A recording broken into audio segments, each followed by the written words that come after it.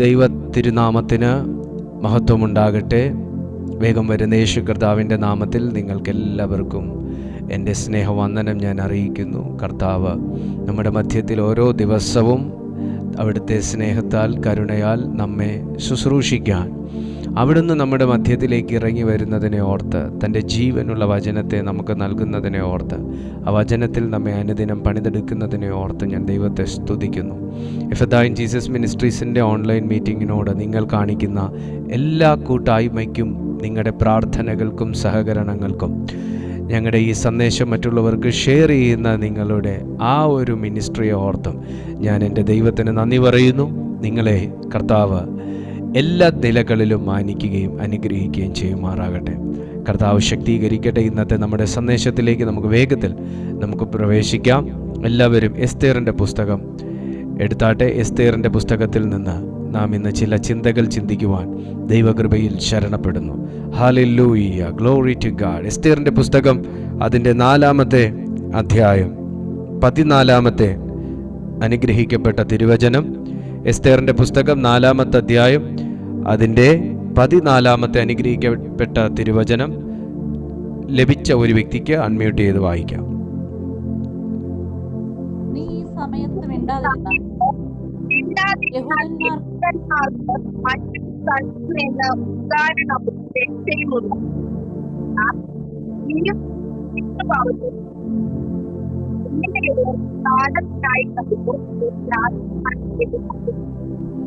Sister, നെറ്റ്വർക്കിൻ്റെ വിഷയം കൊണ്ടാണോ എന്നറിയുന്നില്ല, വായിക്കുന്നത് ക്ലിയർ ആകുന്നില്ല.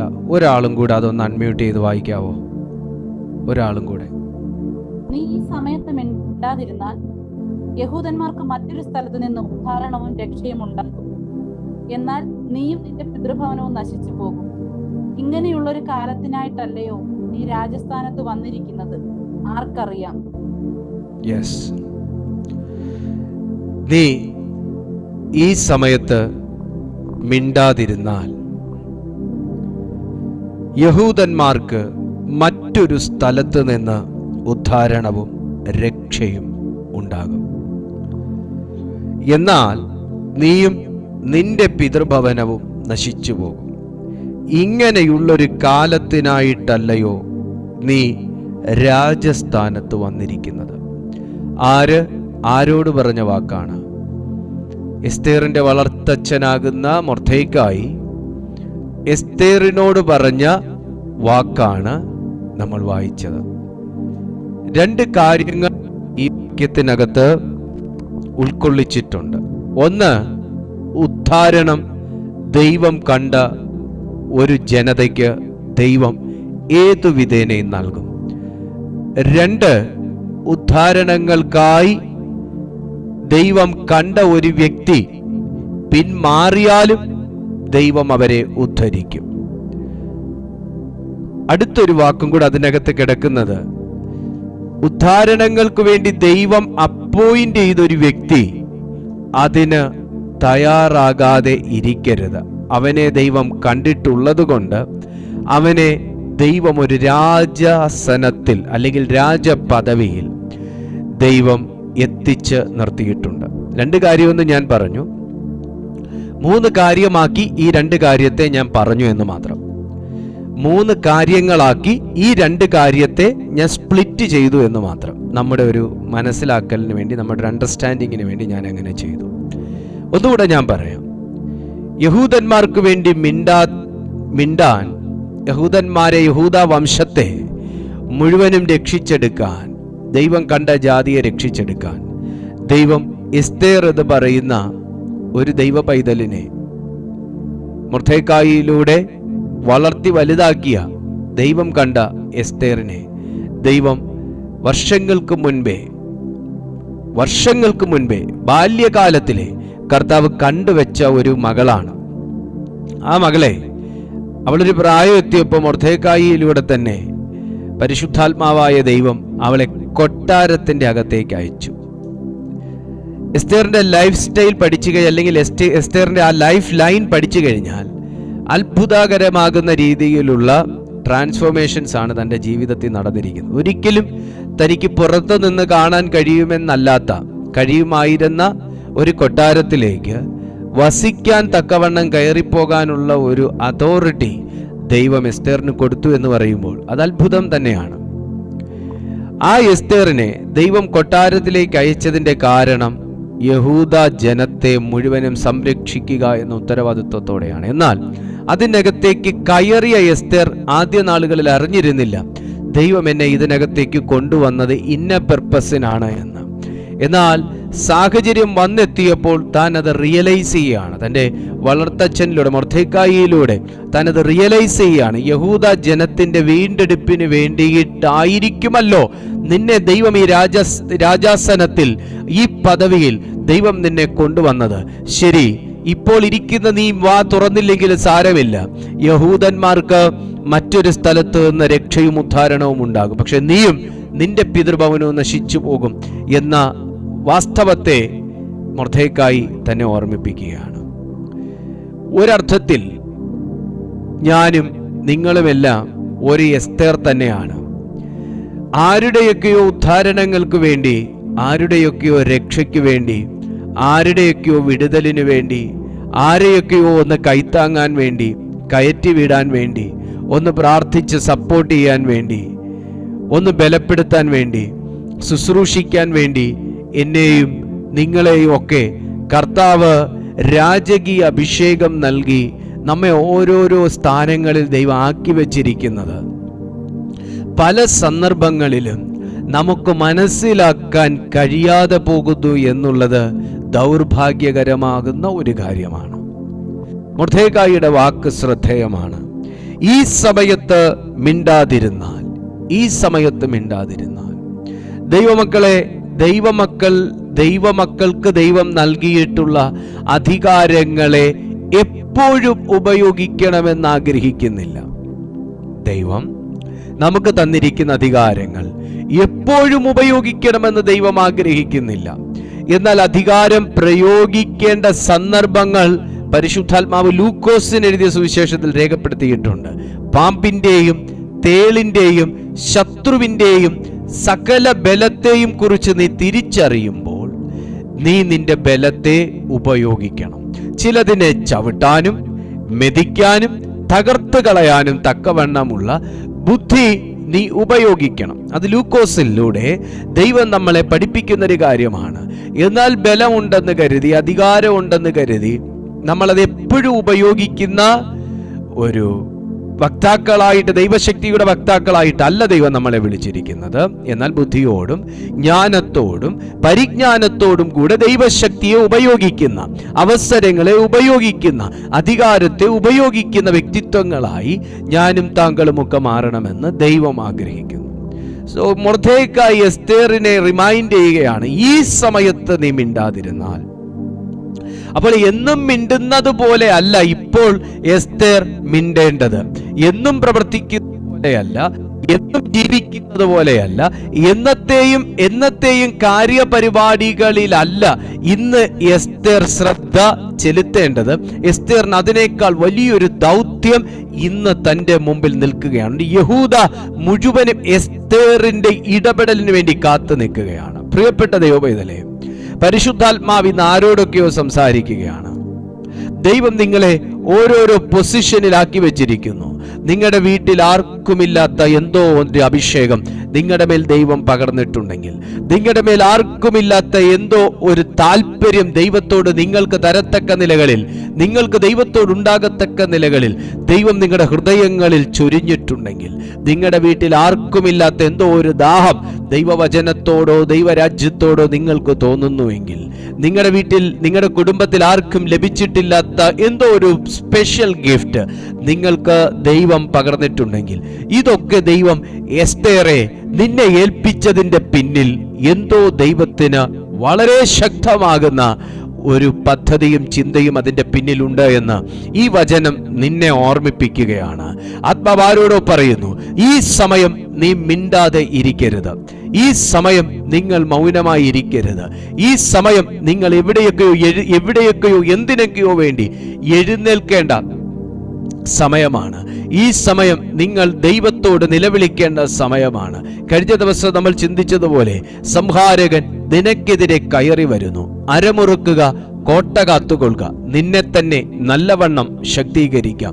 ഇന്ന് നഹൂം പ്രവാചകന്റെ പുസ്തകം 2-ാമത്തെ അധ്യായം 1-ാമത്തെ വാക്യത്തിൽ നമ്മൾ ഇന്നലെ ധ്യാനിച്ചതുപോലെ, എസ്തേറെ, നീ അരമുറുക്കേണ്ട സമയം അതിക്രമിച്ചില്ലേ എന്ന് ചിന്തിക്കുക. എസ്തേറെ, നീ വായി തുറക്കേണ്ട സമയം അതിക്രമിച്ചില്ലേ എന്ന് ചിന്തിക്കുക. എസ്തേറെ, നീ നടന്ന് ദൈവസന്നിധിയിലേക്ക്, ശൂശൻ രാജധാനിയിലേക്ക് അടുക്കേണ്ട ഒരു സന്ദർഭം അതിക്രമിച്ചില്ലേ എന്ന് നീ ചിന്തിക്കുക. ആരോടൊക്കെയോ ഒരു മൊർദെഖായി എസ്തേറിനെ, എഴുന്നേൽക്കേണ്ട എസ്തേറിനെ, നടക്കേണ്ട എസ്തേറിനെ, സംസാരിക്കേണ്ട എസ്തേറിനെ, ഇടപെടേണ്ട എസ്തേറിനെ ഓർമ്മിപ്പിക്കുന്നത് പോലെ, ഒരു മൊർദെഖായി എസ്തേറിനെ ഓർമ്മിപ്പിക്കുന്നത് പോലെ ഇന്ന് ആരോടൊക്കെയോ ദൈവാത്മാവ് എന്നിലൂടെ തന്നെ സംസാരിക്കുകയാണ്, നിന്നെ ഓർമ്മിപ്പിക്കുകയാണ്. നീ എഴുന്നേൽക്കേണ്ട സന്ദർഭം എത്തിയിരിക്കുന്നു, നീ ഇടപെടേണ്ട സന്ദർഭം എത്തിയിരിക്കുന്നു. നിന്റെ മേൽ ദൈവം ഇട്ടിരിക്കുന്ന പദവി എന്തെന്ന് നീ റിവീൽ ചെയ്യേണ്ട സന്ദർഭം എത്തിയിരിക്കുന്നു. ഇനി നീ മിണ്ടാതെ ഇരിക്കരുത്. മൊർദെഖായിയുടെ ഓർമ്മപ്പെടുത്തലാണ് നീ മിണ്ടാതെ ഇരിക്കരുത്, മിണ്ടാതിരിക്കരുത്. അർത്ഥം എന്താണ്? ഒരു രേഖ തന്നെ ഹാമാൻ രാജഭണ്ഡാരത്തിലേക്ക് നൽകിക്കൊള്ളാം എന്ന വാഗ്ദാനത്തോടുകൂടെ അഹശ്വേരോശ് രാജാവിന്റെ കയ്യിൽ നിന്ന് തന്റെ മുദ്രമോതിരം വാങ്ങി സീൽ ചെയ്ത് പുറപ്പെടുവിച്ച ശൂശൻ രാജധാനിയിലെങ്ങും പ്രസിദ്ധമായ യഹൂദാ ജനത്തിന് വിരോധമായ രേഖ തന്നെ ക്യാൻസൽ ആകാൻ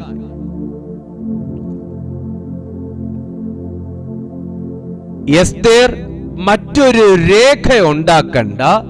എസ്തേർ ഒന്ന് മിണ്ടിയാ മതി. In the name of Jesus. ഈ ഒരു രേഖയ്ക്ക് ഹാമാൻ അഹശ്വേരോശ് രാജാവിനെ കൊണ്ട് കെട്ടിച്ചമച്ചതായ ഈ ഒരു ചതിയുടെ രേഖയ്ക്ക് ഒത്തിരി ദുരന്തങ്ങൾ ആ ജനത്തിന്റെ നേരെ അഴിച്ചുവിടാൻ കഴിയും. എന്തും എങ്ങനെയും ചെയ്യാനുള്ള ഒരു രേഖ അഹശ്വേരോശ് രാജാവിന്റെ കയ്യിൽ നിന്ന് ഹാമാൻ നേടിക്കഴിഞ്ഞു. എന്നാൽ എസ്തേർ എന്ന് പറയുന്ന വനിതയ്ക്ക് ഈ രേഖയെ ഇല്ലാതാക്കാൻ എസ്തേർ മറ്റൊരു രേഖ ബന്ധപ്പെട്ട് ചമയ്ക്കണ്ട. എസ്തേർ ഒന്ന് മിണ്ടിയാൽ മതി. വാവ്! എസ്തേറിന്റെ വായിന്മേലും നാവിന്മേലും എസ്തേർ എന്ന പേരിന്മേലും എസ്തേറിനെ ദൈവം നൽകിയിരിക്കുന്ന പദവിമേലും കിടക്കുന്ന അനോയിന്റിങ്ങും അധികാരവുമാണത്. എസ്തേറിന്റെ വസ്ത്രത്തിനേക്കാൾ വിലയുണ്ട് എസ്തേറിന്റെ ശബ്ദത്തിനിന്ന്.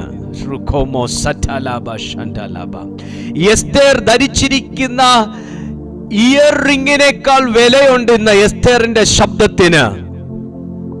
പണ്ട് എസ്തേർ എന്ന പേരിനോ ശബ്ദത്തിനോ മൊർദെഖായി പണിത് നൽകിയ കുടിലിനകത്ത് താമസിച്ചിരുന്നപ്പോ ഈ വിലയും ബഹുമാനമൊന്നും ഇല്ലായിരുന്നെങ്കിൽ ഇന്ന് അതേ എസ്തേറിന്റെ പേരിനും ശബ്ദത്തിനും വാക്കിനും ഇന്ന് ഭയങ്കര വിലയാണ്. കാരണം അവൾ നിൽക്കുന്ന സ്ഥലം രാജകൊട്ടാരമാണ്. യേശുവിനെ അറിയുന്നതിന് മുൻപേ അങ്ങനെ ആയിരുന്നിരിക്കാം, പക്ഷെ യേശുവിനെ അറിഞ്ഞു കഴിഞ്ഞപ്പോൾ ഇപ്പോൾ ഇങ്ങനെയാണ്. നിങ്ങൾ ക്രിസ്തുവിലേക്ക് വരുന്നതിന് മുൻപേ അങ്ങനെ ആയിരുന്നിരിക്കാം, പക്ഷെ നിങ്ങൾ യേശുവിലായി കഴിഞ്ഞപ്പോൾ ഇപ്പോൾ ഇങ്ങനെയാണ്.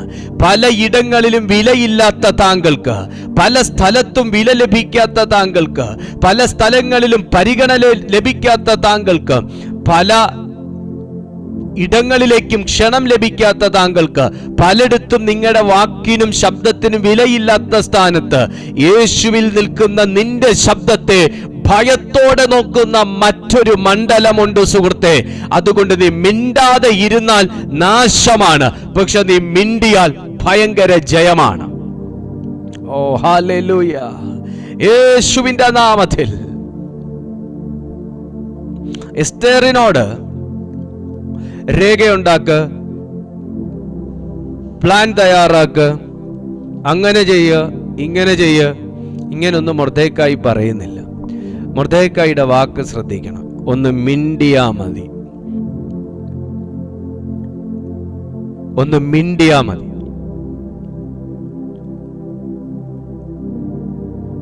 ഷാൽബ്രാഖാസി, ഒന്ന് മിണ്ടിയാ മതി, ഒന്ന് ശബ്ദിച്ചാ മതി, ഒന്ന് സംസാരിച്ചാൽ മതി, ശബ്ദത്തിനകത്തു പോലും വ്യാപരിക്കുന്നൊരു ഭയങ്കര അംഗീകാരം.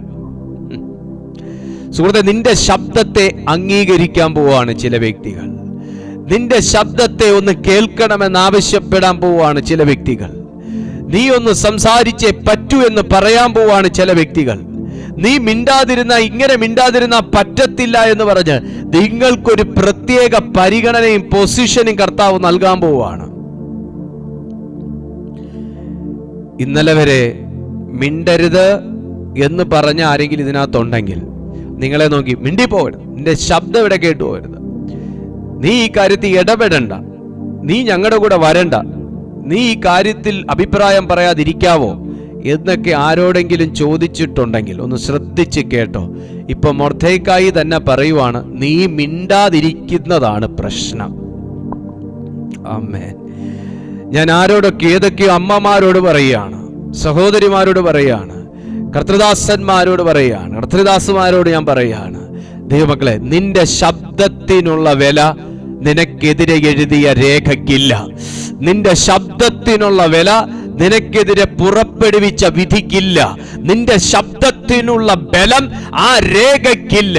നിന്റെ പ്രാർത്ഥനാ സ്വരത്തിന്റെ ബലം നിനക്കെതിരെ പുറപ്പെടുവിച്ച രേഖയ്ക്കോ അതിന്മേൽ പതിച്ചിരിക്കുന്ന മോതിരത്തിന്റെ ചിഹ്നത്തിനോ ഇല്ല.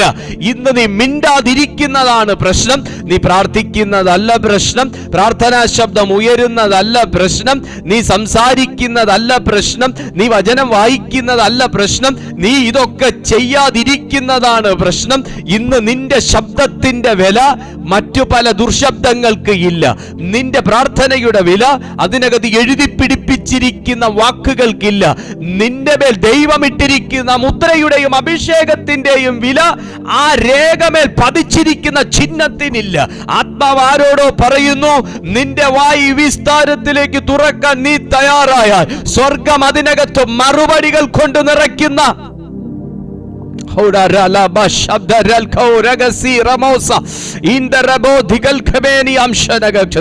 എനിക്ക് വ്യക്തമായിട്ടറിയാം, ഈ ദൈവശബ്ദം ആരെയൊക്കെയോ പിടിച്ചു കുലുക്കാൻ പോവാണ്. ഈ ദൈവശബ്ദം ആരുടെയൊക്കെയോ ജീവിതത്തെ തിരിക്കാൻ പോവാണ്. ഈ ദൈവശബ്ദം ആരെയൊക്കെയോ സന്ദർശിച്ചു വരുന്നൊരു ശബ്ദമാണ്. നീ മിണ്ടാതിരിക്കുന്നതാണ് പ്രശ്നം. നിങ്ങളുടെ ശബ്ദം ആർക്കെങ്കിലും ഇഷ്ടമല്ലാതുണ്ടോ? നിങ്ങൾ മിണ്ടുന്നത് ഇഷ്ടമല്ല എന്ന് പറയുന്നവരുണ്ടോ? എന്നാൽ കർത്താവ് ആ അവസ്ഥയ്ക്കകത്തൊരു ഭീമമായ വ്യത്യാസം വരുത്താൻ പോവാണ്. സമയം മിണ്ടാതിരുന്നാൽ യഹൂദന്മാർക്ക് രക്ഷ ഉണ്ടാകത്തില്ലെന്ന് മൊർദെഖായി പറയുന്നില്ല. പക്ഷേ എസ്തേർ, നിന്റെ മേൽ ഒരു ശുശ്രൂഷ യഹൂദന്മാർക്ക് വേണ്ടി ദൈവം ഇട്ടിട്ടുണ്ട്. നിന്റെ മേൽ ഒരു ശുശ്രൂഷ യഹൂദന്മാർക്ക് വേണ്ടി ദൈവം ഇട്ടിട്ടുണ്ട്. അതിനാണ് നിന്നെ ഈ ഭാഗ്യ പദവിയിലേക്ക് കർത്താവ് കയറ്റിയത്. ആരുടെ മേലോ പകരേണ്ട ഒരു അഭിഷേകത്തിന്റെ തൈലം കാല് തട്ടിത്തെറിച്ച് നിന്റെ മേൽ വീണതല്ല എന്ന് ഉറപ്പുണ്ടെങ്കിൽ, ആരെയോ വിളിക്കേണ്ട ഒരു വിളി പേരുമാറി കർത്താവ് നിന്നെ വിളിച്ചു പോയതല്ല എന്ന് ഉറപ്പുണ്ടെങ്കിൽ, ആരാലോ പ്രയോജനപ്പെടേണ്ടതൊന്ന് എങ്ങനെയോ പേരുമാറി നിങ്ങളുടെ ജീവിതത്തിലേക്ക് വന്നു പോയതല്ല എന്നുറപ്പുണ്ടെങ്കിൽ, നിന്റെ മേൽ പകർന്നിരിക്കുന്ന ദൈവശക്തിക്കും നിങ്ങളെ ദൈവം തിരഞ്ഞെടുത്ത തിരഞ്ഞെടുപ്പിനകത്തും ആരെയൊക്കെയോ രക്ഷിച്ചെടുക്കാൻ തക്കവണ്ണമുള്ള ഒരു കടുകട്ടിയുള്ള അധികാരവും അഭിഷേകവും ദൈവം നിങ്ങളുടെ മേൽ ഇട്ടിട്ടുണ്ട്.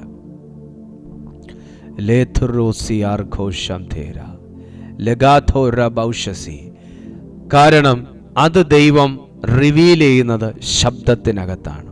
നിങ്ങൾ ചിന്തിക്കുക, എസ്തേർ വന്ന് തള്ളവിരലുകൊണ്ട് രാജസന്നിധിയിൽ ഒരു വരച്ചാലോ ഒരു വൃത്തം വരച്ചാലോ രാജാവിന് എസ്തേറിന്റെ ഹൃദയത്തെ വായിച്ചെടുക്കാൻ പറ്റത്തില്ല. എന്നാൽ എസ്തേർ ഒന്ന് വായി തുറന്ന് സംസാരിച്ചു തുടങ്ങിയാൽ കാര്യങ്ങൾക്കകത്ത് നീക്കുപോക്ക് വരും. ആരുടെയൊക്കെയോ വായിക്ക് പൂട്ടിട്ട് വെച്ചതുപോലത്തെ അവസ്ഥകളിൽ എന്നെ കേൾക്കുന്നുണ്ട്. പ്രാർത്ഥിക്കാൻ കഴിയാതെയും ദൈവസന്നിധിയിൽ അധികാരത്തോടുകൂടെ ഒന്ന് പ്രാർത്ഥിച്ച് ജയമെടുക്കാൻ കഴിയാതെ പിശാചിനോട് മുൻപ് കൽപ്പിച്ചു കൊണ്ടിരുന്ന ചില വ്യക്തികൾക്ക് പോലും ഇപ്പോൾ അത് കഴിയാത്തൊരവസ്ഥയിൽ, സാത്താനെ ഭത്സിച്ച് ബന്ധിച്ചു കൊണ്ടിരുന്ന അനുഭവത്തിൽ ഇപ്പോൾ അത് ചെയ്യാൻ കഴിയാത്ത അവസ്ഥയിൽ, ദുരാത്മാക്കളെ സ്പിരിറ്റിൽ കണ്ട് വെട്ടി ജയമെടുത്തുകൊണ്ടിരുന്ന, പടവെട്ടി ജയിച്ചുകൊണ്ടിരുന്ന ചില വ്യക്തികൾക്ക് കഴിയാത്ത നിലകളിൽ നിന്നെ ഒതുക്കിയിട്ടുണ്ടെങ്കിൽ അതിൻ്റെ പിന്നിലെ കാരണം നിന്റെ ശബ്ദത്തെ ഭയപ്പെടുന്ന എന്തോ ഒന്ന്, നിന്റെ വായിലെ വാക്കുകളെ ഭയപ്പെടുന്ന എന്തോ ഒന്ന് അതിൻ്റെ പിന്നിലുണ്ട്. പക്ഷേ വചനം വ്യക്തമായിട്ട് പറയുന്നു, രാജാവിന് എസ്തേറിനോട് കൃപ തോന്നാൻ തക്കവണ്ണം എസ്തേർ ദൈവസന്നിധിയിൽ പ്രാർത്ഥിച്ചു. 5-ാമത്തെ അധ്യായം 1-ാമത്തെ വാക്യത്തിൽ ഇങ്ങനെയാണ് പറയുന്നത്: 3-ാം ദിവസം എസ്തേർ രാജവസ്ത്രം ധരിച്ചും കൊണ്ട് രാജധാനിയുടെ അകത്തെ പ്രാകാരത്തിൽ ചെന്ന് രാജഗൃഹത്തിൻ്റെ നേരെ നിന്നു. രാജാവ് രാജധാനിയിൽ രാജഗൃഹത്തിൻ്റെ വാതിലിന് നേരെ തൻ്റെ സിംഹാസനത്തിൽ ഇരിക്കുകയായിരുന്നു.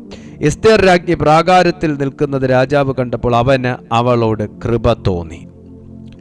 അവൻ്റെ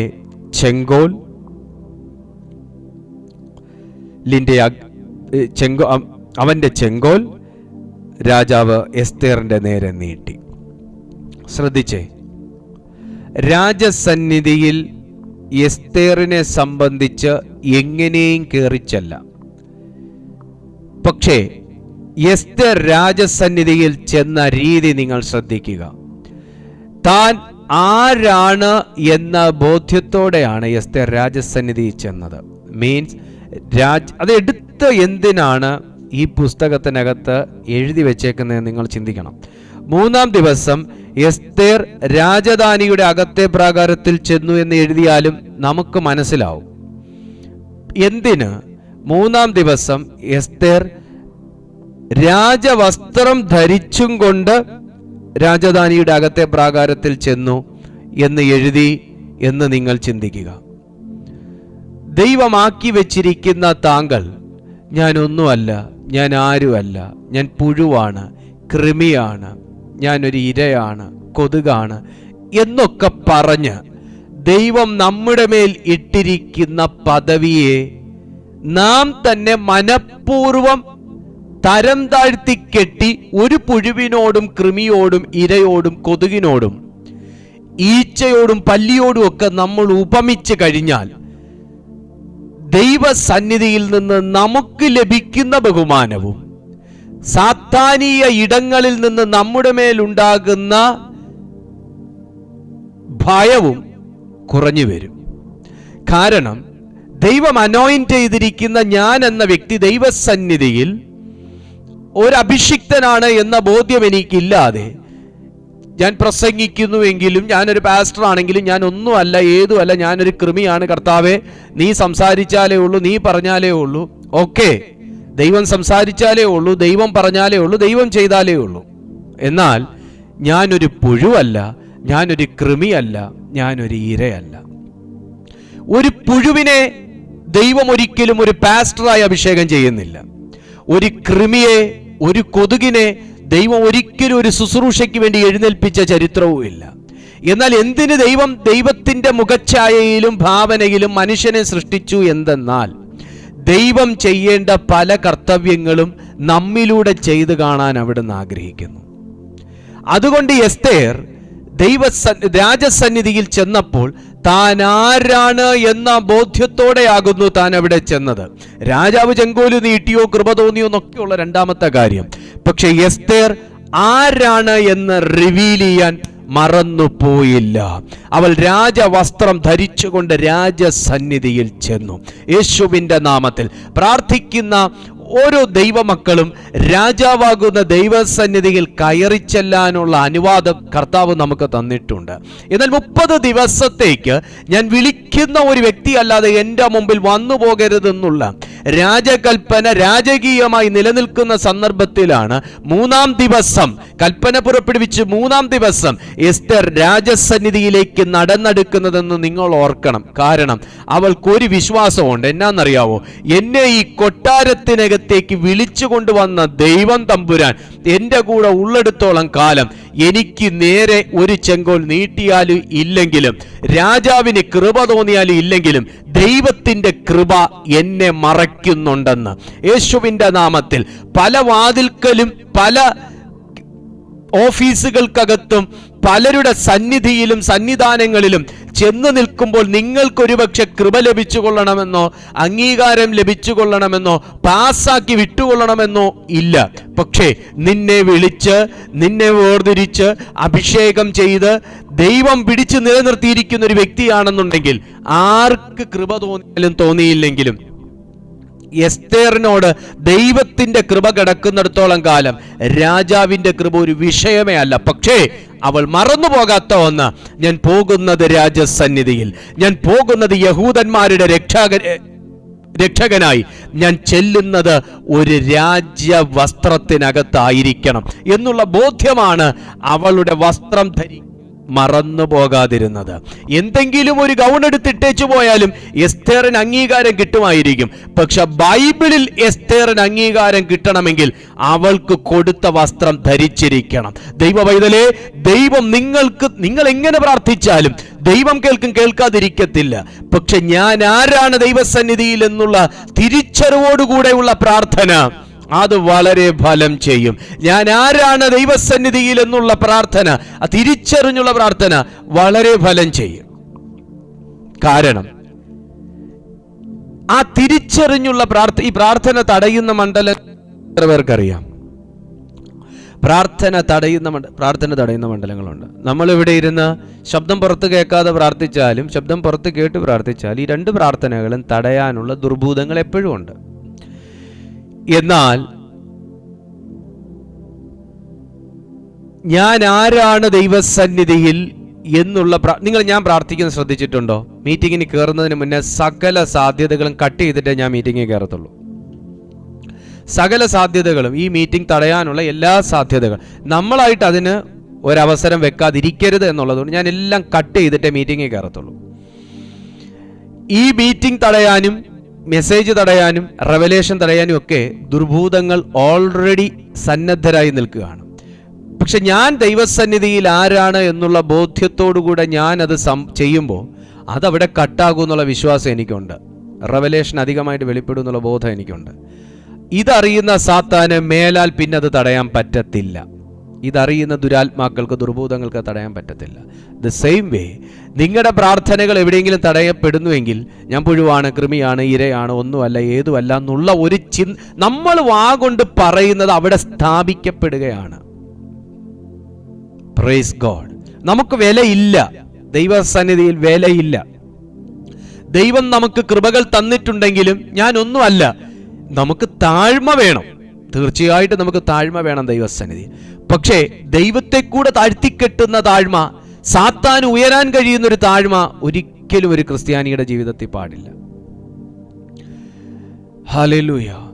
ദൈവം എപ്പോഴെങ്കിലും ദൈവത്തിന്റെ പൊസിഷൻ വിട്ട് കളിക്കുന്നത് നിങ്ങൾ ശ്രദ്ധിച്ചിട്ടുണ്ടോ? ദൈവത്തിന്റെ പൊസിഷൻ വിട്ട് കളിക്കുന്നത് ശ്രദ്ധിച്ചിട്ടുണ്ടോ? ഇല്ല. അതുകൊണ്ട് എങ്ങനെ പറഞ്ഞു, ഞാൻ എൻ്റെ മഹത്വം ഞാൻ ആർക്കും വിട്ടുകൊടുക്കത്തില്ല. ഈ മഹത്വമാണ് നമ്മുടെ മേൽ ദൈവം പകർന്നത്. ദൈവത്തിന്റെ മഹത്വമാണ് നമ്മുടെ മേൽ പകർന്നേക്കുന്നത്. ആ നമ്മളാണ് കൊണ്ടുവച്ചിട്ട് അത് ഇത് മറ്റത് മറിച്ചത് നമ്മളെ പ്രാണികളോടുകൂടെ ഉപമിക്കുന്നു, ജന്തുക്കളോടുകൂടെ ഉപമിക്കുന്നു. ഒന്നുമല്ലാത്തൊരു ബുദ്ധിഹീനനായി നമ്മളെ no, never ever you do that. അത് ചെയ്യരുത്. കാരണം നമ്മൾ ദൈവത്തെയാണ് അത് ചെയ്തു കൊടുക്കുന്നത്, ദൈവത്തെയാണ് അവിടെ ഇട്ടു കൊടുക്കുന്നത്. അത് ദൈവം പാപമായി നമ്മുടെ ജീവിതത്തിൽ കണക്കിടാനിട വരും. പക്ഷെ ബൈബിൾ പഠിപ്പിക്കുന്നു, എസ്തേർ രാജവസ്ത്രം ധരിച്ച് അവിടെ ചെന്നു. രാജവസ്ത്രം ധരിച്ച് അവിടെ ചെന്നു. ഇന്നു മുതൽ ദൈവസന്നിധിയിൽ താങ്കൾ ആരാണെന്നുള്ള ബോധ്യം ഉണ്ടാകട്ടെ. കാരണം നിങ്ങളുടെ ശബ്ദത്തിന് പലതും നിങ്ങളുടെ ജീവിതത്തിൽ ചെയ്യാൻ കഴിയും. നിങ്ങളുടെ വായിലെ വാക്കുകൾക്ക്, പ്രാർത്ഥനകൾക്ക് പലതും നിങ്ങളുടെ ജീവിതത്തിൽ ചെയ്യാൻ കഴിയും. നിങ്ങൾ അവിടെ ആ ഒരു ബോധ്യത്തോടെ, ആ രാജവസ്ത്രം സൂചിപ്പിക്കുന്നത് ബോധ്യമാണ്. ഞാൻ ഈ കൊട്ടാരത്തിൽ ആരാണ്, അതാണ് അവിടെ സൂചിപ്പിക്കുന്നത്. ഞാൻ ഈ കൊട്ടാരത്തിൽ ആരാണ്, അതാണ് അവിടെ സൂചിപ്പിക്കുന്നത്. ആ വസ്ത്രം രാജാവിനോട് സംസാരിച്ചു, ഇത് എസ്തേറാണ്. ആ വസ്ത്രം രാജാവിനോട് സംസാരിച്ചു, ഇത് എസ്തേറാണ്. നിന്റെ മേലുള്ള അഭിഷേകം സംസാരിക്കും, നീ ദൈവസന്നിധിയിൽ ആരാണ്. നിങ്ങളുടെ മേൽ ദൈവം ഇട്ടിരിക്കുന്ന ദൈവശക്തി സംസാരിക്കും, നിങ്ങൾ ദൈവസന്നിധിയിൽ ആരാണ്. ഈ അഭിഷേകത്തോടെയാണ് എസ്തേർ രാജസന്നിധിയിൽ ചെന്നത്. അവിടെ വെച്ച് അവർ തമ്മിലുള്ള സംഭാഷണത്തിൽ വചനം അവിടെ പറയുന്നത് നിങ്ങളൊന്ന് ശ്രദ്ധിച്ചേ. രാജാവിന് അവളോട് കൃപ തോന്നി. രാജാവിന് അവളോട് കൃപ തോന്നി. എസ്തേറിന്റെ പ്രാർത്ഥനയുടെ ഫലങ്ങളിൽ ഒന്ന്, അവൾക്ക് രാജാവിന്റെ കൃപ പ്രാപിക്കാൻ കഴിഞ്ഞു. അവിടെ ചെന്ന് താൻ ഒരു വിരുന്നിന് രാജാവിനെ ക്ഷണിക്കുന്നത് നമുക്ക് കാണാൻ പറ്റും. ഞാനത് വായിക്കുന്നില്ല. ഇനി ഞാൻ നേരെ 6-ാമത്തെ അധ്യായം 1-ാമത്തെ വാക്യത്തിലേക്ക് നിങ്ങളുടെ ശ്രദ്ധയെ കൊണ്ടുപോവുകയാണ്. അന്ന് രാത്രി രാജാവിന് ഉറക്കം വരായികയാൽ അവൻ ദിനവൃത്താന്തങ്ങൾ കുറിച്ചു വെച്ചിരുന്ന പുസ്തകം കൊണ്ടുവരുവാൻ കൽപ്പിച്ചു. എസ്തേറിന്റെ പ്രാർത്ഥനയ്ക്ക്, രാജാവിനോടുള്ള പ്രാർത്ഥനയ്ക്ക്, അല്ലെങ്കിൽ രാജാവിനോടുള്ള സംസാരത്തിന്, അതുമല്ലെങ്കിൽ എസ്തേർ ദൈവത്തോട് പ്രാർത്ഥിച്ചിരുന്ന പ്രാർത്ഥനയ്ക്ക് ലഭിക്കുന്ന 3-ാമത്തെ ഉത്തരം എന്താണെന്ന് ചോദിച്ചാൽ, രാജാവിന്റെ ഉറക്കത്തെ തടുക്കാൻ കഴിഞ്ഞു. ഹല്ലേലൂയ. പലരും നിങ്ങളുടെ ഉറക്കം കെടുത്തിയിട്ട് സുഖമായി കിടന്നുറങ്ങുന്നവരുണ്ടാകാം. നിങ്ങളുടെ പ്രാർത്ഥന മുടക്കിയിട്ട് അവരവിടെ ഇരുന്ന് കൈതട്ടി പ്രാർത്ഥിക്കുന്നവരുണ്ടാകാം. നിങ്ങളുടെ മനസ്സ് കലക്കിയിട്ട് പലയിടത്തും പോയിരുന്ന് സന്തോഷിക്കുന്നവരുണ്ടാകാം. പക്ഷെ എസ്തേർ രാജ്ഞിയുടെ പ്രാർത്ഥനയ്ക്ക് സാക്ഷാൽ രാജാവിന്റെ ഉറക്കത്തെ തടുക്കാൻ കഴിഞ്ഞു എന്ന വചനം പറയുന്നു. ഒരധ്യായം അങ്ങോട്ട് മറിയുന്നതിന് മുൻപേ രാജാവിന്റെ ഉറക്കം കളയാൻ അവൾക്ക് സാധിച്ചു, തടുക്കാൻ സാധിച്ചു. 5-ാമത്തെ അധ്യായം ആകെ 14 വാക്യങ്ങളേ ഉള്ളൂ. 5-ാമത്തെ അധ്യായം എടുത്ത് പരിശോധിച്ചാൽ ആകെ 14 വാക്യങ്ങളേ ഉള്ളൂ. 14 വാക്യത്തിനകത്ത് രാജാവിന്റെ ഉറക്കം, രാജാവിന്റെ ഭക്ഷണം, രാജാവിന്റെ ചിട്ടവട്ടങ്ങൾ, അത് രാജാവിനെ പോലെ തന്നെ ഭയങ്കര കട്ടിയാണ്, ഭയങ്കര സ്ട്രിക്റ്റ് ആണ്. എനിക്കറിയാവുന്ന ഒരു റിട്ടയേർഡ് ജഡ്ജിയുണ്ട്, റിട്ടയേർഡ് ജഡ്ജി. അപ്പോൾ അവിടെ ജോലിക്ക് നിൽക്കുന്ന ഒരു വ്യക്തി പറഞ്ഞ് ഞാൻ കേട്ടിട്ടുണ്ട്, അവർക്ക് കൃത്യം 12:30 എന്നടിക്കുന്ന സമയത്ത്, ഓക്കെ ആദ്യം മുതൽ പറയാം, അവർക്ക് കൃത്യം 8 എന്നടിക്കുന്ന സമയത്ത് ബ്രേക്ക്ഫാസ്റ്റ് ടേബിളിൽ വന്നിരിക്കണം. 8:01 ആയി കഴിഞ്ഞാൽ അവരുടെ കാര്യം തീർന്നു. 12:30 നടിക്കുമ്പോൾ ടേബിളിൽ ലഞ്ച് വന്ന്, ചോറ് പാത്രത്തിൽ ചോറ് വിളമ്പിയിരിക്കണം. 12:30 കൊണ്ടുവച്ചിട്ട് 12:31 ചോറ് വിളമ്പാൻ പറ്റുകയില്ല. ആ 12:30 ചോറ് വിളമ്പിയിരിക്കണം. കറികൾ റെഡി ആയിരിക്കണം, വിത്ത് വാട്ടർ അവിടെ റെഡി ആയിരിക്കണം. കൃത്യം 2:30-2:45 അവർക്ക് ടീ എത്തണം. 3 മണിയായ കഥ കഴിഞ്ഞ അവരുടെ അവിടെ അങ്ങനെയുള്ള ഒത്തിരി സ്റ്റാഫുകളെ അവർ ഫുട്ബോൾ ചവിട്ടുന്ന ഒരു ചവിട്ടി തെറിപ്പിച്ചിട്ടുണ്ട്. അതിനേക്കാൾ ഏറെ ഫയറിങ്, ഭയങ്കരമായിട്ട് ഫയർ ചെയ്യും അവർ. അത്രയും ചിട്ടയാണ് ആ ജഡ്ജിയുടെ ജീവിതത്തിലെങ്കിൽ ഇതൊരു ജഡ്ജി. അപ്പം രാജാവിൻ്റെ കാര്യം ഇതുപോലെയാണ്. രാജാവിൻ്റെ കാര്യങ്ങൾ, അതിനകത്ത് എന്തെങ്കിലും ഒരു മിസ്റ്റേക്ക് വന്നാൽ അവന് തല കാണുകയില്ല. അത്ര നിർബന്ധമുള്ളൊരു വ്യക്തിയാണ് രാജാവ്, രാജചിട്ട. അപ്പം അതുപോലെ തന്നെയാണ് അദ്ദേഹത്തിന്റെ പരിചാരകരും അവിടെ നിൽക്കുന്നത് എല്ലാം. ഇത് രാജഭരണകാലം അല്ലല്ലോ. ചരിത്ര പുസ്തകങ്ങളൊക്കെ പഠിച്ചാൽ നമുക്കറിയാം രാജാവിൻ്റെ രീതി എങ്ങനെയാണ്, രാജാവിൻ്റെ ചിട്ട. ഇന്നത്തെ മുഖ്യമന്ത്രിമാരെ പോലെ അല്ല രാജാവ്, അവരുടെ ഭരണരീതി വേറെയാണ്. രാജഭരണമുള്ള രാജ്യം ഇപ്പോഴും ഉണ്ടല്ലോ. അപ്പോൾ നമുക്കറിയാമല്ലോ, അവിടെയൊക്കെ പോയി കഴിഞ്ഞാൽ നമ്മൾ ഇന്ത്യയിൽ ജീവിക്കുന്ന പോലാണോ രാജഭരണം നടക്കുന്ന സ്ഥലങ്ങളിൽ പോയാൽ നമ്മൾ ജീവിക്കുന്നത്? ഇന്ത്യയിൽ റൂൾസ് വയലേറ്റ് ചെയ്യും ഭയങ്കര ധൈര്യത്തോടെ. പക്ഷെ ആ രാജ്യങ്ങളിലൊക്കെ പോയി കഴിഞ്ഞാൽ, അറബ് സ്റ്റേറ്റിലൊക്കെ പോയി കഴിഞ്ഞാൽ നടക്കുമോ? അത് നടക്കത്തില്ല. കാര്യം എന്താ? രാജാവിൻ്റെ റൂളാണ് അവിടെ നടക്കുന്നത്. അത് തലപോണ കേസാണ് യേശുവിൻ്റെ നാമത്തിൽ. ഇവിടെ ആ രാജാവിൻ്റെ ഉറക്കം തടയാൻ എസ്തേറിനെ പോലെ ഒരു സാധാരണ വനിതയ്ക്ക് കഴിഞ്ഞു. സാധാരണ വനിതയല്ല, ദൈവം കണ്ട് അഭിഷേകം ചെയ്യപ്പെട്ട് ദൈവം സ്നേഹിക്കുന്ന ഒരു ജാതിക്ക് വേണ്ടി ദൈവം അതിനകത്ത് നാളുകൾക്ക് മുൻപേ കൊണ്ട് അപ്പോയിന്റ് ചെയ്ത ഒരു വ്യക്തി. കുഞ്ഞെ, നീ നിന്റെ അമ്മയുടെ ഉദരത്തിൽ നിന്ന് ഇങ്ങോട്ട് വന്നത് വെറുതെ അല്ല എന്നാണ് ഈ വചനം പറയുന്നത്. നിങ്ങൾ യേശുവിനെ അറിഞ്ഞത് വെറുതെ അല്ല എന്നാണ് ഈ വചനം പഠിപ്പിക്കുന്നത്. നിങ്ങളെ പ്രാർത്ഥനയുടെ വരം കൊണ്ട് ദൈവം നിറച്ചത് വെറുതെ അല്ല എന്നാണ് ഈ വചനം പറയുന്നത്. നിന്റെ ശബ്ദത്തിന്റെ വില ഭയങ്കരമാണ്. നിങ്ങളുടെ ശബ്ദത്തിന്റെ വില ഭയങ്കരമാണ്. Hallelujah, glory to God. മൂന്നാമത്തെ ഫലമാണ് എസ്തേറിന്റെ പ്രാർത്ഥനയുടേത്. രാജാവിന്റെ ഉറക്കം തടുത്തു. കാര്യം എന്താ? മുകളിലേക്ക് ചെല്ലുമ്പോ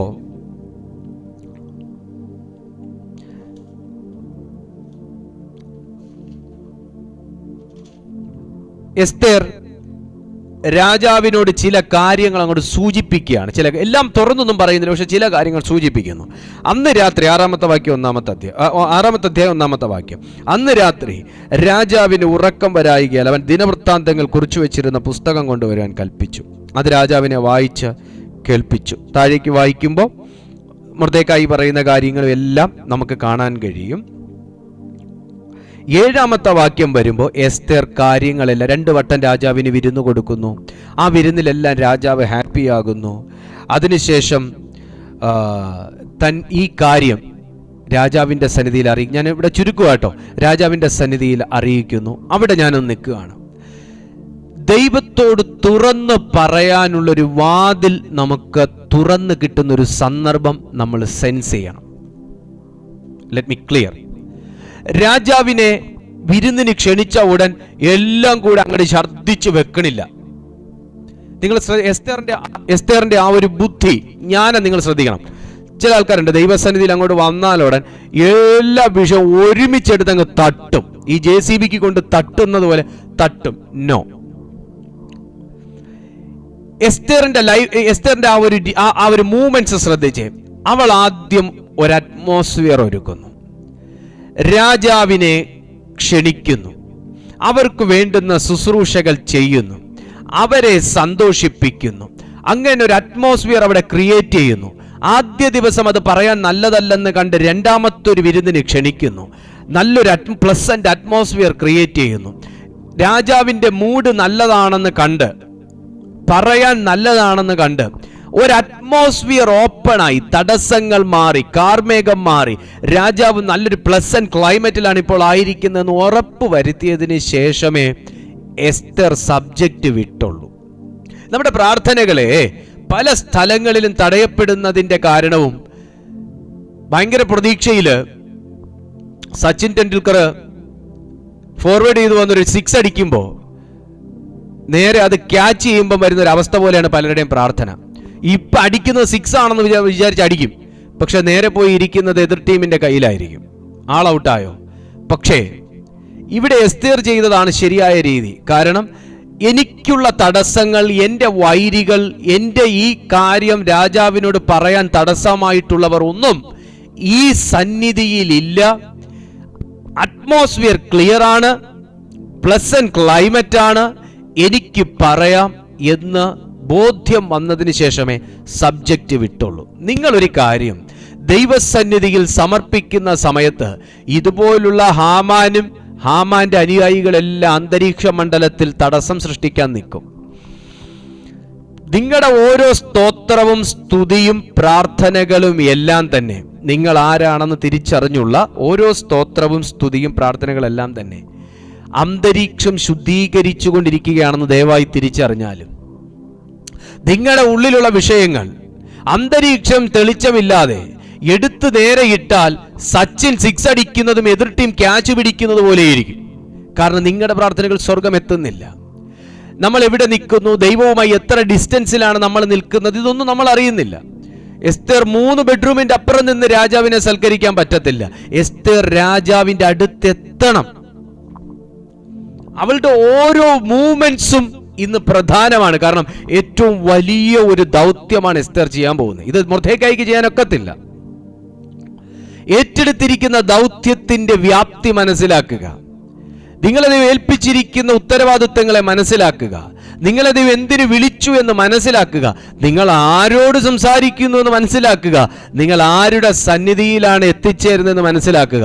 രാജവസ്ത്രം നിർബന്ധം, അന്തരീക്ഷം തെളിച്ചം വരേണ്ടത്. ആമേൻ. അഭികാമ്യം, ഏറ്റവും നല്ല സമയത്ത് വിഷയം അവതരിപ്പിക്കേണ്ടത് ഉചിതം. ഈ നിലയിലാണ് എസ്തർ കാര്യം അവതരിപ്പിച്ചത്. Praise the Lord. Hallelujah, hallelujah. ഞാൻ പറയുന്ന കാര്യം മനസ്സിലാവുന്നുണ്ടോ? ഇതെല്ലാം എസ്തർ നേരത്തെ കണക്ക് കൂട്ടിയിരുന്നു. ഇത് അവളുടെ വിളിയിൽ കിടന്ന വ്യത്യാസമാണ് പ്രിയപ്പെട്ടവരെ. വിളിയിൽ കിടന്ന വ്യത്യാസമാണ്. എങ്ങനെ ഒരു കാര്യം രാജസന്നിധിയിൽ അവതരിപ്പിക്കണം. രാജാവിൻ്റെ മകളായിട്ട് ജനിച്ചവളല്ല എസ്തേർ. ഇതൊക്കെ പഠിച്ചിരിക്കാൻ മനസ്സിലാക്കണം. രാജാവിൻ്റെ മകളായിട്ട് ജനിച്ചാണെങ്കിൽ കാര്യങ്ങളൊക്കെ മനസ്സിലാക്കാൻ പറ്റും. രാജാവിൻ്റെ മകളായിട്ട് ജനിച്ചതല്ല. പക്ഷേ ഇപ്പോൾ താൻ ആയിരിക്കുന്നത് രാജാവിൻ്റെ മകളായിട്ടാണ്. സ്വർഗത്തിലെ ദൈവമാകുന്ന രാജാവിൻ്റെ മകളായി അവൾ ഇപ്പോൾ ആയിരിക്കുന്നു എന്ന ബോധ്യത്തോടെയാണ് ഇപ്പോൾ രാജസന്നിധിയിൽ നിൽക്കുന്നത്. ആരുടെയെങ്കിലും രാജവസ്ത്രം ഊരിവെച്ചിരിക്കുന്ന അനുഭവത്തിൽ എന്നെ കേൾക്കുന്നുണ്ടെങ്കിൽ, നിങ്ങളെ ദൈവം അണിയിച്ചൊരു യൂണിഫോമുണ്ട്, ഒരു സ്പിരിച്വൽ വാർഫെയറിനുള്ളൊരു യൂണിഫോം ദൈവം നിങ്ങളെ അണിയിച്ചിട്ടുണ്ട്. നിങ്ങളത് ധരിച്ചിരിക്കുന്നു എന്ന് ഉറപ്പുവരുത്തണം. താഴേക്ക് വീണ്ടും വായിക്കുമ്പോൾ നമുക്ക് കാണാൻ കഴിയും,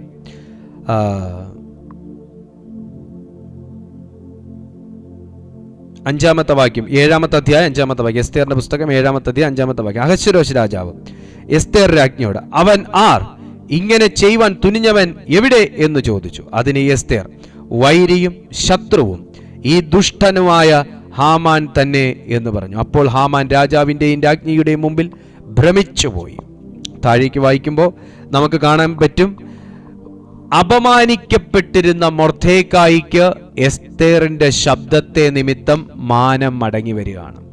ദൈവമക്കളെ, ഞാൻ നിങ്ങളോടൊരു ദൈവശബ്ദം അറിയിക്കുകയാണ്.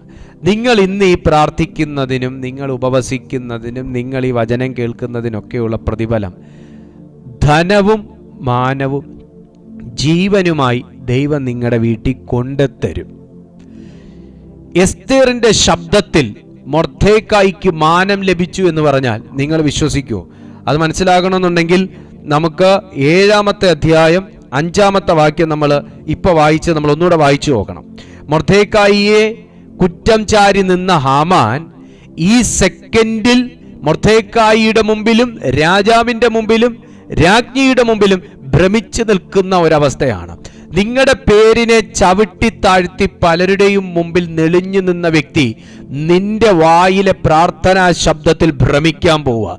നിങ്ങളുടെ പേരിനെ പലരുടെ മുമ്പിലും കൊണ്ടിട്ട് വിരൂപമാക്കി വികൃതമാക്കി അതിൻ്റെ പേരിൽ കിട്ടിയ അവരുടെ മാനം, അന്യായമായി അവർ സമ്പാദിച്ചെടുത്ത സ്ഥാനം, അന്യായമായി അവർ സമ്പാദിച്ചെടുത്ത സ്നേഹം, അന്യായമായി അവർ സമ്പാദിച്ചെടുത്ത ധനം, അന്യായമായി അവർ സമ്പാദിച്ചെടുത്ത പ്രശസ്തി, അന്യായമായി അവർ സമ്പാദിച്ചെടുത്ത സ്ഥാനമാനങ്ങൾ, വസ്തുവകകൾ എല്ലാം നിന്റെ വായിലെ പ്രാർത്ഥനാ സ്വരത്തിൽ യേശുവിൻ്റെ നാമത്തിൽ അത് ഭ്രമിച്ചിടിഞ്ഞു വീഴാൻ പോകുവാണ്.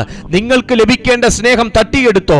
നിങ്ങളുടെ പേര് വികൃതവും വിരൂപവുമാക്കി നിങ്ങളെ പറഞ്ഞു വധിച്ചു പലരും നിങ്ങളുടെ സ്ഥാനം കയ്യാളിയെങ്കിൽ ഇന്ന് ഞാൻ ആത്മാവിൽ പ്രവചിച്ചു പറയുന്നു, ഒരു രാജാവിൻ്റെയും മൊർദെഖായിയുടെയും മുമ്പിൽ തന്നെ ഹാമാൻ ഭ്രമിച്ചുപോയി എന്ന് വചനം എഴുതി വെച്ചിരിക്കുന്നത് പോലെ നിന്റെ മുമ്പിൽ നിന്നെ നടുക്കിയവർ നടുങ്ങാൻ പോവുകയാണ്. നിന്റെ മുമ്പിൽ നിങ്ങളെ വിരൂപമാക്കിയവൻ വിരൂപമാകാൻ പോവുകയാണ്. നിങ്ങളുടെ കയ്യിൽ നിന്ന് തട്ടിയെടുത്തത് അവന്റെ കയ്യിൽ നിന്ന് നിന്റെ കയ്യിലേക്ക് ഇരട്ടിയായി വരുന്ന ഒരു സീസൺ സ്വർഗം ഓപ്പൺ ചെയ്യാൻ പോകുവാണ്. പക്ഷേ ബൈബിൾ പഠിപ്പിക്കുന്നു, ഈ സമയം നീ മിണ്ടാതിരിക്കുന്നത് നല്ലതല്ല. ഈ സമയം നീ മിണ്ടാതിരിക്കുന്നത് നല്ലതല്ല. ഈ സമയം നീ മിണ്ടാതിരിക്കുന്നത് നല്ലതല്ല. ഹല്ലേലൂയ. 8-ാമത്തെ അധ്യായം 15-ാമത്തെ വാക്യത്തിലേക്ക് വരുമ്പോൾ ബൈബിൾ പറയുന്നു, എന്നാൽ മൊർദെഖായി നീലവും ശുഭ്രവുമായ രാജവസ്ത്രവും വലിയ പൊൻകിരീടവും ചണനൂൽ കൊണ്ടുള്ള രക്താംബരവും ധരിച്ച് രാജസന്നിധിയിൽ നിന്ന് പുറപ്പെട്ടു. മൊർദെഖായിക്ക് ലഭിച്ച മാനം നോക്കണേ സഹോദര. മൊർദെഖായി ഇപ്പോൾ ഇവിടെ ഒരു വളർത്തച്ഛൻ്റെ സ്ഥാനത്താണ് നിൽക്കുന്നത്. മൊർദെഖായി ഇവിടെ ഇപ്പോൾ ഒരു വളർത്തച്ഛൻ്റെ സ്ഥാനത്താണ് നിൽക്കുന്നത്. ശരിക്കു പറഞ്ഞാൽ മൊർദെഖായിക്കൊരു മകൾ ജനിച്ചിരുന്നെങ്കിൽ ഈ അനുഭവം മൊർദെഖായിക്ക് ഉണ്ടാവുമെന്ന് എനിക്കറിഞ്ഞൂടാ. പക്ഷേ താൻ ഏറ്റെടുത്ത് വളർത്തിയ ഈ മകളെ പ്രതി മൊർദെഖായിക്ക് ഒരു പൊൻകിരീടം ലഭിച്ചു, നല്ല വസ്ത്രം ലഭിച്ചു, നല്ല മാനം ലഭിച്ചു, നല്ല പൊസിഷൻ ലഭിച്ചു, രാജ്യത്തിലെ പ്രധാനപ്പെട്ട ഒരു റോൾ വഹിക്കാൻ അവസരം ലഭിച്ചു. നിങ്ങളുടെ മേൽ ദൈവം നിക്ഷേപിച്ചിരിക്കുന്നത് നിങ്ങളുടെ മാത്രം ഉയർച്ചയ്ക്കാണെന്ന് കരുതരുത്. അതിനെ പ്രതി നിങ്ങൾ സമയോചിതമായി സന്ദർഭോചിതമായി നിങ്ങൾ ആ അഭിഷേകത്തെ വിനിയോഗിച്ചാൽ നിങ്ങളെ പ്രതി നിങ്ങളെ വളർത്തിയവർക്കും നിങ്ങളെ നിലനിർത്തിയവർക്കും നിങ്ങളൊരു അനുഗ്രഹമായി മാറും. നിങ്ങളിലുള്ളത് നിങ്ങളുടെ വീട്ടിലുള്ളവർക്കൊരു അനുഗ്രഹമായി മാറും. നിങ്ങളിലുള്ളത് നിങ്ങളുടെ വീട്ടിലുള്ളവർക്കൊരു മാനമായി മാറും. യേശുവിൻ്റെ നാമത്തിൽ. എസ്തേറിനെ കൊട്ടാരത്തിലേക്ക് കയറ്റിയ മനുഷ്യന് കിട്ടിയ പ്രതിഫലം നോക്കണേ, രാജാവിൽ നിന്നുള്ള മാനം.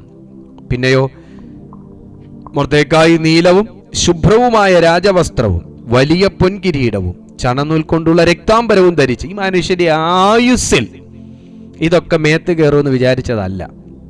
പക്ഷെ ദൈവം ഒരു വ്യക്തിയെ അംഗീകരിച്ചാൽ, ദൈവം ഒരു വ്യക്തിയെ ആദരിച്ചാൽ, ദൈവം ഒരു വ്യക്തിയുടെ മേൽ കടാക്ഷം തോന്നിയാൽ അവൻ്റെ അവസ്ഥ ഇതാണ്. അവൻ്റെ അവസ്ഥ ഇതാണ്. ധരിച്ച് രാജസന്നിധിയിൽ നിന്ന് പുറപ്പെട്ടു. ശൂഷൻ പട്ടണം ആർത്ത് സന്തോഷിച്ചു. യഹൂദന്മാർക്ക് പ്രകാശവും സന്തോഷവും ആനന്ദവും ബഹുമാനവും ഉണ്ടായി. രാജാവിൻ്റെ കൽപ്പനയും തീർപ്പും ചെന്നെത്തിയ സകല സംസ്ഥാനങ്ങളിലും പട്ടണങ്ങളിലും യഹൂദന്മാർക്ക് ആനന്ദവും സന്തോഷവും വിരുന്നും ഉത്സവവും ഉണ്ടായി. യഹൂദന്മാരെയുള്ള പേടി ദേശത്തെ ജാതികളിന്മേൽ വീണിരുന്നത് കൊണ്ട് അവർ പലരും യഹൂദന്മാരായി തീർന്നു. ഹല്ലേലൂയ. അവർ പലരും യഹൂദന്മാരായി തീർന്നു. നീ ഒരു ദൈവ പൈതലായി തീർന്നതുപോലെ, നീ ഒരു ദൈവ വിശ്വാസിയായി തീർന്നതുപോലെ നിങ്ങളുടെ മേലുള്ള അഭിഷേകത്തെ, വിളിയെ വേണ്ടും വണ്ണം പ്രയോജനപ്പെടുത്തിയാൽ നിങ്ങളെക്കാൾ ദൈവവിശ്വാസി, നിങ്ങളെക്കാൾ അഭിഷിക്തൻ, നിങ്ങളെക്കാൾ അഭിഷിക്ത, നിങ്ങളെക്കാൾ ദൈവസ്നേഹമുള്ള വ്യക്തിയായി നിങ്ങളുടെ വീട്ടിൽ ഇന്ന് വഴങ്ങാതെയും ഒതുങ്ങാതെയും ഇരിക്കുന്ന പലതും അപ്രകാരമായി തീരാൻ പോവാണ്. വിശ്വാസത്തോടെ കരങ്ങൾ ഉയർത്തി ഒരാമേൻ പറഞ്ഞ് ദൈവത്തെ മഹത്വപ്പെടുത്തിയാട്ടെ. ഹല്ലേലൂയ. എസ്തേർ മിണ്ടിയതാണ് അതിൻ്റെ കാരണം. എസ്തേർ ഇടപെട്ടതാണ് അതിൻ്റെ കാരണം. എസ്തേർ അതിന് തയ്യാറായതാണ് അതിൻ്റെ കാരണം. യേശുവിൻ്റെ നാമത്തിൽ ഇന്ന് ആരോടൊക്കെയോ കർത്താവ് പറയുന്നു, നിന്റെ ശബ്ദത്തിന്, നിങ്ങളുടെ ശബ്ദത്തിന് വീട്ടിൽ പലതും ചെയ്യാൻ കഴിയും. നിങ്ങളുടെ ശബ്ദത്തിന് ദേശത്തിൽ പലതും ചെയ്യുവാൻ കഴിയും. നിങ്ങളുടെ ശബ്ദത്തിന് പട്ടണത്തിൽ പലതും ചെയ്യുവാൻ കഴിയും.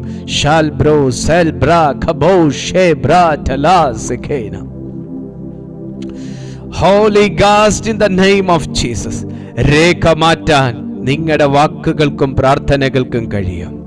രേഖ മാറ്റാൻ നിങ്ങളുടെ വാക്കുകൾക്കും പ്രാർത്ഥനകൾക്കും കഴിയും. വിശ്വസിക്കുന്നവരുണ്ടെങ്കിൽ, പ്രതികരിക്കുന്നവരുണ്ടെങ്കിൽ, നിങ്ങൾക്ക് വിരോധമായി നിങ്ങളുടെ അറിവില്ലാതെ എവിടെ കൊണ്ട് എഴുതിച്ച എഴുത്തും എവിടെ കൊണ്ടിട്ട അടയാളവും എത്ര വിലയുള്ളതും അതിൻ്റെ എത്ര പതിപ്പുകളുണ്ടെങ്കിലും, അത് എത്ര രാജ്യങ്ങളിൽ സർക്കുലേറ്റ് ചെയ്യപ്പെട്ടെങ്കിലും, സഹോദര സഹോദരി, നിങ്ങളുടെ വായിലെ വാക്കുകൾക്ക് അവയെ കത്തിച്ചു കളയാൻ കഴിയും.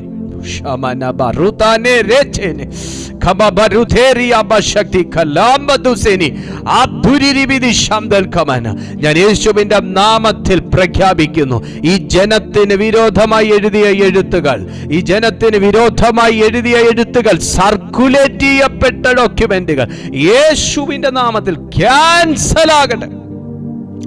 ആമേൻ, ആമേൻ, ആമേൻ, ആമേൻ. ഈ കൂട്ടായ്മയ്ക്കും ഇതിന്റെ നടത്തിപ്പിനും വിരോധമായി ഈ ചമച്ച രേഖകൾ യേശുവിന്റെ നാമത്തിൽ അത് ക്യാൻസൽ ആക്കുന്നു. ഞാൻ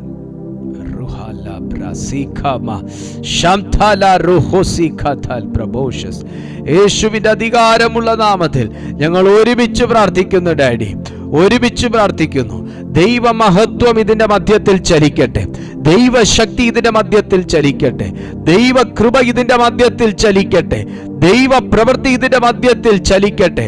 ഈ ജനത്തിന്റെ പ്രാർത്ഥനകളെ തടഞ്ഞു വെച്ചിരിക്കുന്ന സകല തടസ്സങ്ങളും യേശു ക്രിസ്തുവിന്റെ നാമത്തിൽ കത്തിമാറട്ടെ. പ്രാർത്ഥിച്ച് ജനത്തെ ഞാൻ അനുഗ്രഹിക്കുന്നു. എല്ലാ മഹത്വം അങ്ങേക്ക് തരുന്നു. യേശു ക്രിസ്തുവിൻ നാമത്തിൽ തന്നെ. ആമേൻ, ആമേൻ, ആമേൻ. ദൈവമായ കർത്താവ് നിങ്ങളുടെ ജീവിതത്തിൽ വലിയ കാര്യങ്ങൾ ചെയ്തിട്ടുണ്ട്. സാധാരണമായ കാര്യങ്ങൾ ചെയ്തിട്ടുണ്ട്. അതിശക്തമായ കാര്യങ്ങൾ ചെയ്തിട്ടുണ്ട്. വിശ്വാസത്തോടെ ഞാൻ വീണ്ടും പറയുന്നു, ആരെങ്കിലും പ്രാർത്ഥനയിൽ മടുത്തുപോയെങ്കിൽ മടങ്ങി വരിക. നിങ്ങളുടെ ശബ്ദത്തിന് വലിയ കാര്യങ്ങൾ ചെയ്യാൻ കഴിയും. നിങ്ങളുടെ പ്രാർത്ഥനയ്ക്ക് വലിയ കാര്യങ്ങൾ ചെയ്യാൻ കഴിയും. നിങ്ങൾ രാജവസ്ത്രം ധരിച്ചിരിക്കുന്നവരാണെന്ന് തിരിച്ചറിയുക. നമ്മെ തന്നെ താഴ്ത്തി സംസാരിക്കുന്നത് ഒഴിവാക്കുക. ദൈവസന്നിധിയിൽ നിന്ന് ബഹുമാനമെടുക്കുക. സാത്താന്റെ മുമ്പിൽ തെളിയിക്കുക ഞാൻ ക്രിസ്തുവിൽ ആരാണെന്ന്. ദൈവം നിങ്ങളെ സഹായിക്കട്ടെ. നിങ്ങളുടെ സാക്ഷ്യങ്ങൾ, നിങ്ങളുടെ പ്രാർത്ഥനാ വിഷയങ്ങളൊക്കെ തന്നെ നിങ്ങൾക്ക് ഈ നമ്പറിൽ ഞങ്ങളെ വാട്സാപ്പിലൂടെ അറിയിക്കാം. തീർച്ചയായിട്ടും ഞങ്ങളത് നോട്ട് ചെയ്യും. ഞങ്ങളുടെ മിനിസ്ട്രിക്ക് അതൊരു വലിയ അനുഗ്രഹമായിരിക്കും. ദൈവം നിങ്ങളെ ശക്തീകരിക്കും, സഹായിക്കും. ഞങ്ങളുടെ മീറ്റിംഗ് എല്ലാ ദിവസവും രാവിലെ 6:30 മണിക്കും വൈകുന്നേരം 6:30 മണിക്കും മുടക്കങ്ങളില്ലാതെ ദൈവകൃപയാൽ നടത്തി വരുന്നു. പതിവായി നിങ്ങൾ പങ്കെടുത്താട്ടെ. മറ്റുള്ളവർ കൂടെ ഈ കൂട്ടായ്മ നിങ്ങൾ ഷെയർ ചെയ്താട്ടെ. നമുക്ക് അടുത്ത ദിവസം കാണാം. അതുവരെ അത്യുന്നതൻ്റെ ചിറകിൻ്റെ കീഴിൽ കർത്താവ് നമ്മെ സൂക്ഷിക്കട്ടെ. God bless.